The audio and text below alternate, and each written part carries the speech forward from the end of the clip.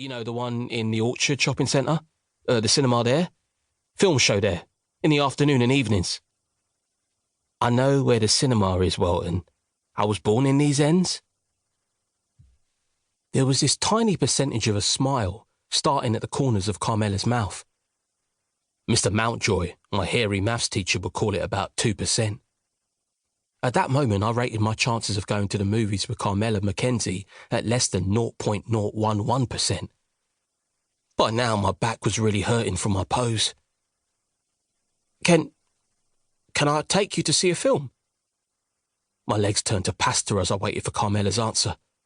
I started to sweat like a sumo wrestler in a sauna. My heart started to sprint like a Jamaican relay runner. Yeah, all right, she said. Call me to tell me what day, what time the film starts, and where to link. Yes, of course, I'll call you. Thanks so much. I haven't got your number. I need your number to call you, you know. Otherwise I can't call you. This is so wicked. Thanks so much for saying yes. She smiled. This time it was about 30%. My heart stopped vibrating inside my throat. I wiped the sweat from my forehead.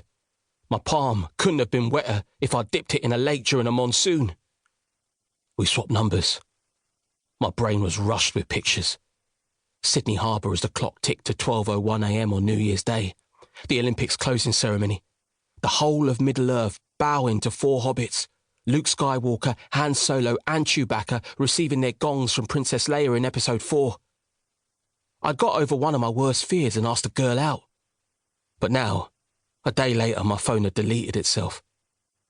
How am I going to link with Carmella and set a time for our date? It was the worst crisis I'd ever had in my life. Well, maybe not the worst. Dad leaving home for another woman might have topped it. I could still remember finding Mum in the early hours of the morning curled up in a corner of the kitchen. She'd been crying lakes. It had taken me the length of a Star Wars box set to persuade Mum to go to her bed. But I couldn't log on to my parents' issues right now. I had to use my Jedi powers to clear away Carmella's boy-blocking friends, step up to her and tell her my plans for our date. Chapter 2. School. As I headed out, Mum said that I should get home on time so that I didn't miss the breaking news she had to tell me. I wasn't really listening. After every 20 words that Mum said, I replied, all right, or okay. In between those words, I nodded. If I kept to that, she wouldn't pull me around to face her and ask, are you listening to me, Welton? It was one of those dumb questions that parents asked. I mean, I was never going to say no. I reached school, Monk's Orchard High, about 5 minutes before lessons started. I searched for Carmella. Couldn't find her.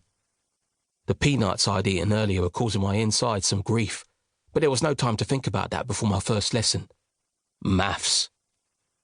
My maths teacher, Mr. Mountjoy, was simply the hairiest man in the history of the galaxy. He was like a walking jungle. One time he stopped to look at my work and pressed his hand on my exercise book. I swear there were fungi, toadstools, Amazonian bushes, apple orchards and banana leaves growing out of his skin. And the stench coming from his armpits wasn't exactly fresh. His nose hair was gross. I wouldn't be kidding if I said that Tarzan and his pet chimp could have swung on those things. I took a desk by the window that overlooked the playground. I glanced through the glass every now and again to see if Carmella might be arriving late. What would happen if she was sick and out of action for the coming week? Would our date still be on? Maybe she'd got ill on purpose. Maybe she'd had second thoughts, that must be it. After she said yes, she must have gone home and had a long think about the situation. I said yes to go to the movies with Welton Blake. Are you sick, Carmella? She would have asked herself. And now she couldn't come to school because the thought of it made her ill. I was trying to work out what B and D were and wondering what's the point of algebra when I glanced out the window again and spotted Carmella. She had this casual stride. Her hair was in a ponytail.